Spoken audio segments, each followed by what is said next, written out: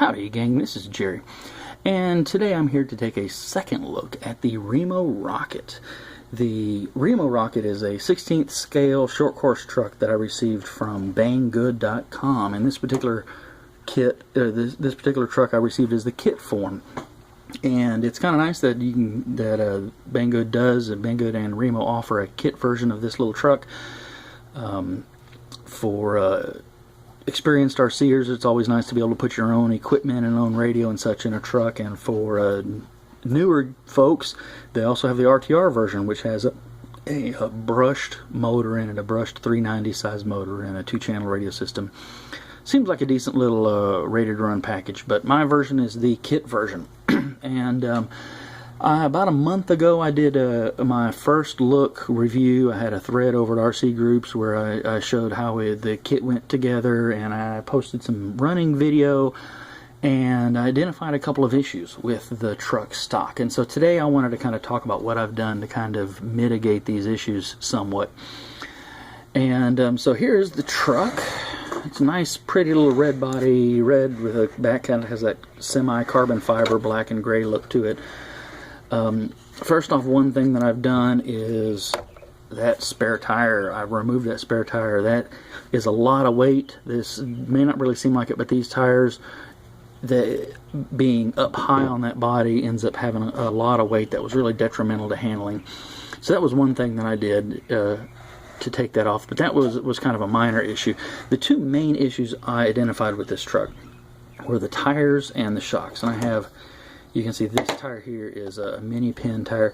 Here is the stock tire, and here is the stock shock absorber. So let's talk about the tires first. They're very hard compound. They kind of have a tread pattern to mimic a full-size truck, like a mud tire.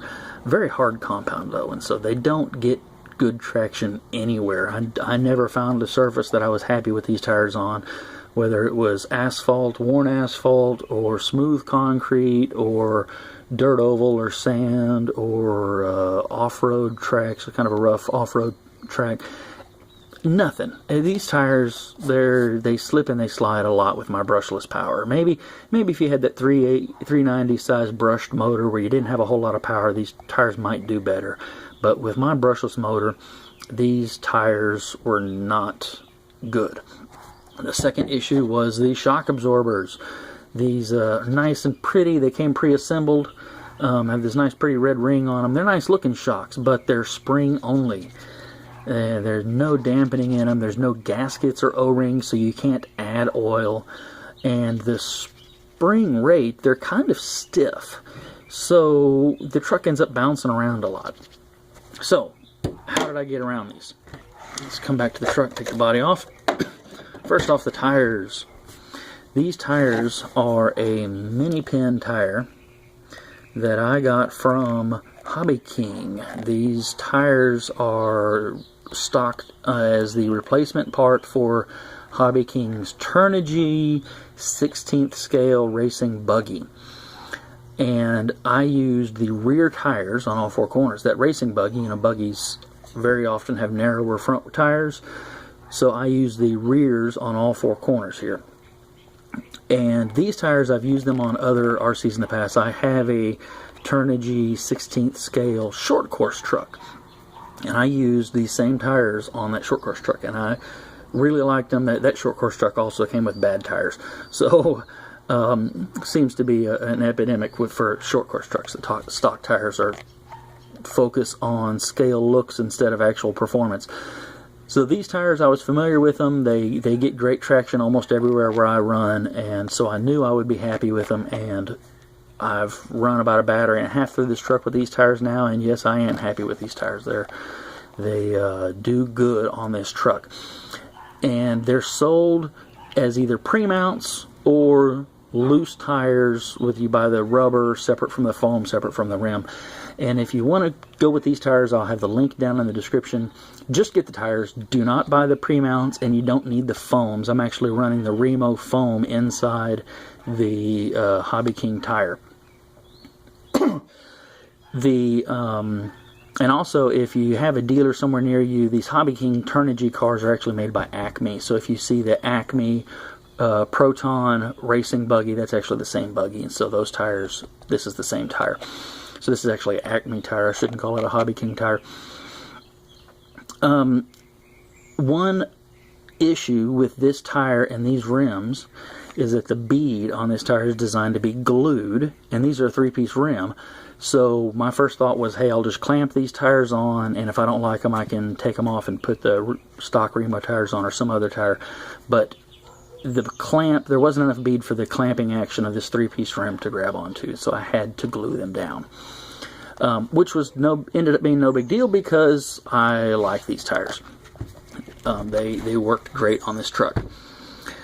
Okay, so the second, oh, and then one last thing before I move off the tires, as I mentioned, they sell them as pre-mounts. Do not buy the pre-mounts. They have a different hex size, they have a different axle size, and the hole in the rim for the nut. The Acme cars use a smaller nut. It's not this 5.5 millimeter nut. It's more like about a 4 millimeter nut.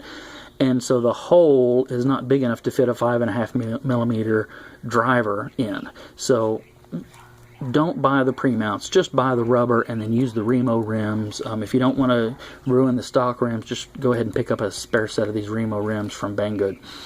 They're only a couple of bucks a pair.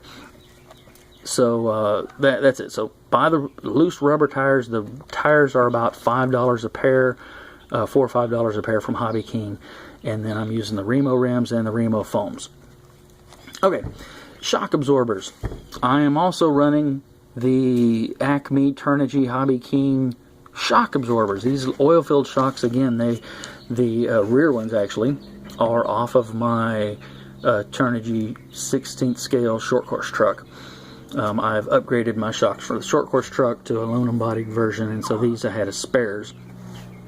Remo and Banggood, Remo sells, and Banggood has listed some aluminum bodied shocks that are designed for this 16th scale line. And from everything I've read online, those are good shock absorbers, but they are not in stock very often. So I was not able to ever catch them and get an order in while they were in stock, and so I finally broke down and ordered a second pair of these Acme Hobbyking shock absorbers, which I believe Banggood probably sells these same shock absorbers because they sell the Acme 16th scale Carnage monster truck. So Banggood probably sells these same plastic bodied shocks, but they're about, for a pair shocks, they're very close to the same price as the aluminum bodied Remo shocks. So mosquito, if the Remo shocks are in stock, just go ahead and get those. But with these shocks in place, the plastic version, these Acme shocks, these are good shocks for plastic body shocks. They've got the threaded collars on them. These rear shocks are over a year old, probably about 1.5 years old, and no leaks at all. They've been a great. When I put them on this truck, I disassembled them for the first time in over a year, thinking I would need to re-oil them, and they were about a 1/4 inch down from the top of the shock absorber as far as oil. So, and I run that little 16th scale short course truck, my Acme one, a lot. So, good shocks, good shocks. So, back to the Remo. With these shocks and these tires, it runs really nice. It's much better controllable. It still has one minor issue. Well, I don't know if you call it a minor issue, but it still has one issue when it comes to controllability. And for that, let me adjust my camera and such and kind of touch on this real quick, and that is the actual physical size of this truck. If you look here, so that's the track width, 7 3/4 inches. Okay, and if I look at the wheelbase now, the wheelbase measures out to be about 7 1/4 inches. Let me turn the camera down so you can see that. About 7 1/4 inches. Okay, let me move the camera here where it's actually lined up with the axle here. So you can see it's just barely past 7 inches. So the truck is wider than it is long. And so that makes for some very interesting handling characteristics. Namely, that it's very twitchy this way when you're driving. this truck would be a good candidate for a gyro, and that's going to be my next test. I'm going to put, I've got a radio system with a built-in gyro, and I think with that, with the gyro system installed, that'll really mitigate that, or hopefully will mitigate some of this twitchy issues, because it has the traction now with these tires. It has enough dampening, has good dampening. The suspension works nice with these shock absorbers, so I think if we can get the gyro to help with this twitchiness, this truck will be a lot of fun and be a good handling truck. And it is a lot of fun now, with even if you don't have a gyro system available. Once you get decent tires and decent shocks on there, this truck becomes a lot of fun to drive. So that's about it for now. I'm going to keep playing with this truck. Like I said, I'm going to do the gyro on it, and I'll attach the running video to, or I'll put a link in the description to the running video of this truck. This video's gone a little bit long already, so I'll post the running video separately. But it's been a lot of fun so far with this truck, and I'm going to continue running it. Also in the link, I'll go ahead and post a link to the servo that I'm running, because sometimes it's kind of tough to figure out which servo you're supposed to run. But I did get this servo from Banggood also. It's a JX 2506 MG, and it's been a good servo. Have no complaints with that servo. So until next time, I'll see y'all on the forums. Bye-bye.